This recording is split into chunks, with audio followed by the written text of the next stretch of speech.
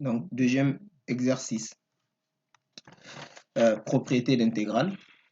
Donc, et la question A, soit I égale à l'intégrale sur 0 pi sur d, cos de x sur cos de x plus sin x dx, et j égale à l'intégrale sur 0 pi sur d, sin x sur cos x plus sin x dx. Donc, la première question, c'est de calculer I plus J et I moins J. Donc, on va procéder à la correction. Ici, grand A, petit 1. Donc, I plus J. Nous allons calculer d'abord ça. I plus J, ça nous fait quoi?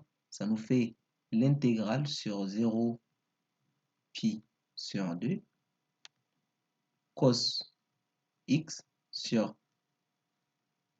sin x plus cos x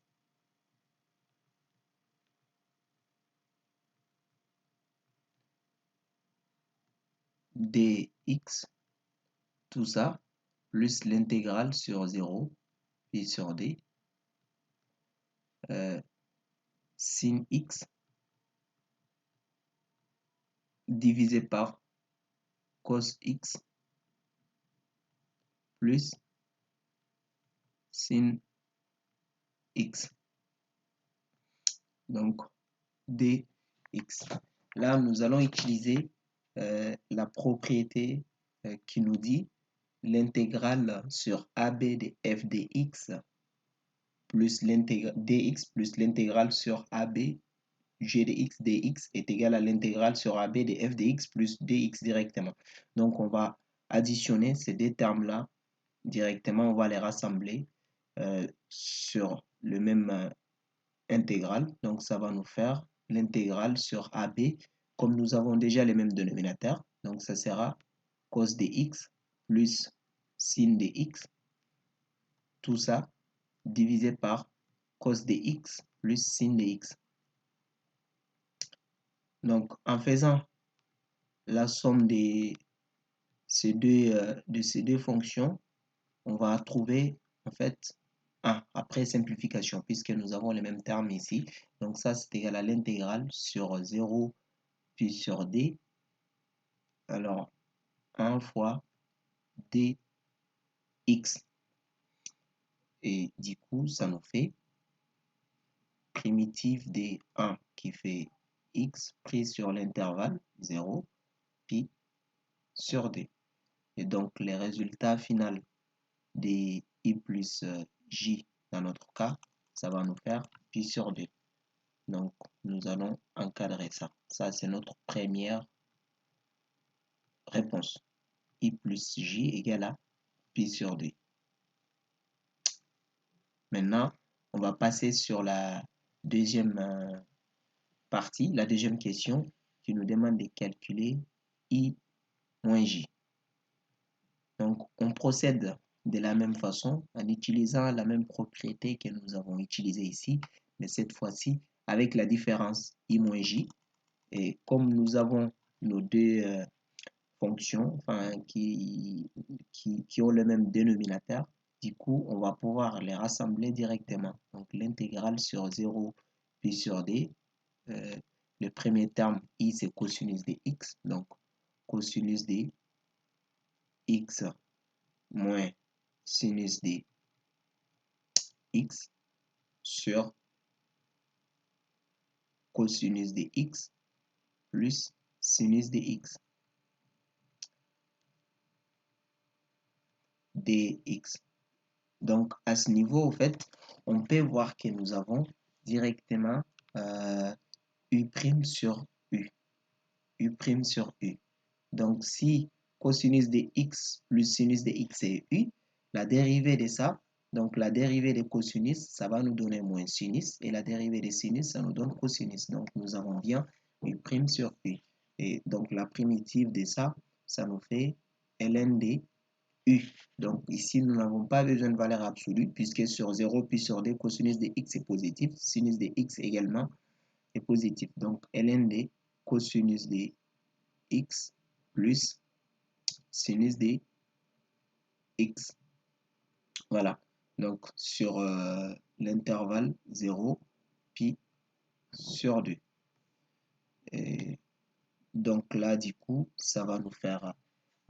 alors, on aura ln de... En prenant pi sur d, on aura ln de... donc, ln de cosinus de pi sur d, ça fait 0. Sinus de pi sur d, ça fait 1. Donc, ln de 1, du coup, moins sur 0, on aura ln de 1 aussi, plus 0. Donc, on aura ln de 1 moins ln de 1. Donc, ce qui nous donne 0. Et du coup, nous avons I moins J qui est égal à 0. Voilà. Donc, ça, c'est la première question. Maintenant, on va passer sur la deuxième question qui est d'en déduire les valeurs de I et de J.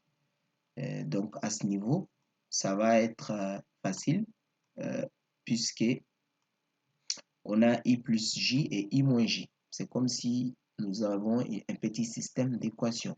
Donc, 2, on a I plus J qui est égal à pi sur 2 et I moins J qui est égal à 0. Donc, ça implique que ici en bas, I égale à J. Donc là, en haut, nous avons DI qui est égal à pi sur 2. Et finalement, tout ça, ça va nous faire I qui sera égal à pi sur 4. Et comme I égale à J, donc J aussi égale à pi sur 4. Voilà.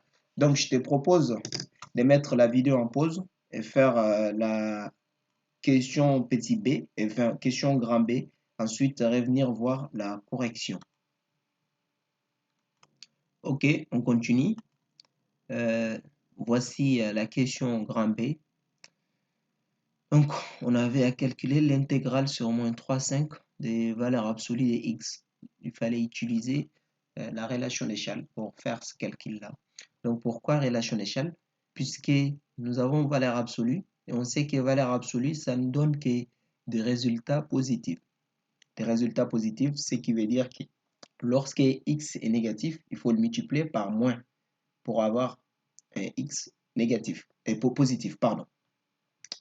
Donc pour ces faits, on fait un petit tableau qui va nous permettre de donner l'expression des x en fonction du domaine dans lequel on se trouve. Donc sur moins 3, 0, puisqu'on sait que x s'annule à 0. Donc on va prendre moins x. Et puis sur 0,5, on va prendre x. À partir de là, maintenant, on peut décomposer notre intégrale. Donc l'intégrale sur moins 3,5 des valeurs absolues de x dx, ça fait l'intégrale sur moins 3, 0 des moins x dx plus l'intégrale sur 0x dx. Et puis ensuite, on calcule la primitive de chaque terme. Primitive de moins x, ça fait moins 1 demi de x carré. Donc primitive de x, ça fait 1 demi de x au carré. Et il nous reste plus qu'à remplacer maintenant par chaque borne d'intégration. Et le résultat final, ça va nous donner 17. Voilà. Donc maintenant, on va passer sur l'exercice numéro 3. Donc où on aura utilisé l'intégration par partie. Ici, donc je vais commencer directement par la question numéro 1 là. Et ensuite, tu mettras la vidéo en pause pour faire la question numéro 2. Ok, très bien, c'est parti. Alors, ici, j'ai l'intégrale sur 0 sur 1e x carré ln de x. Mais du coup, il faut faire un choix puisque je ne peux pas déterminer la primitive de ln de x. C'est trop difficile. Donc, du coup, ce que je vais faire, je vais supposer que ln de x c'est égal à v et que là, ici, x carré, c'est u'. Donc, maintenant, je peux appliquer l'intégration par partie qui me dit tu peux revenir sur la formule de l'intégration par partie. Mais moi, ici, directement, je vais écrire le résultat. Hein. Donc, je dois avoir UV à ce niveau. Donc, si U' est égal à x au carré, donc U sera égal à 1 tiers de x puissance 3. Après, si V est égal à ln de x, donc alors V' va me donner 1 sur x. Donc moi, je vais directement écrire la formule pour pouvoir avancer. Donc, on va juste placer ça ici. Et du coup, je vais avoir à ce niveau UV. Donc, U, c'est 1 tiers de x3. Donc, 1 tiers x puissance 3. Donc, fois V qui est ln de x sur l'intervalle 1, E. Ça, moins l'intégrale sur 1, E de 1 tiers x3 fois 1 sur x dx. Voilà. Et donc, directement, je vais calculer ces termes-là ici. Donc, je sais que 1 tiers de E3, 1 tiers E3, donc ln de E, moins 1 tiers ln de 1. Donc, ln de 1, comme c'est 0, je ne vais même pas perdre le temps à écrire ça. Donc, tout ça, moins l'intégrale sur 1 E, 1 tiers x puissance 3 fois 1 sur x, ça fait 1 tiers x au carré dx. Et du coup, à ce niveau, je sais que 1 tiers E3, ln de E, c'est égal à 1 tiers E3, puisque ln de E, c'est égal à 1. Donc, 1 tiers E3, moins primitive des 1 tiers x au carré, ça fait 1 tiers fois 1 sur 3 encore, x puissance 3. Donc, prise sur l'intervalle 1, E. Et donc là, finalement, je vais avoir 1 tiers E puissance 3, donc moins 1 sur 9 E puissance 3 plus 1 sur 9. Voilà. Et donc le résultat final, ça me fait du coup 2 neuvièmes E puissance 3 plus 1 neuvième. Voilà. Donc c'est ça. Et maintenant, je te propose de mettre la vidéo en pause, faire la question 2, puis revenir voir la correction. D'accord, on continue. Donc j'espère que tu as fait le bon choix de U' et de V, de telle sorte que tu E comme résultat final, puis sur D. Donc si ce n'est pas le cas, suis maintenant l'explication.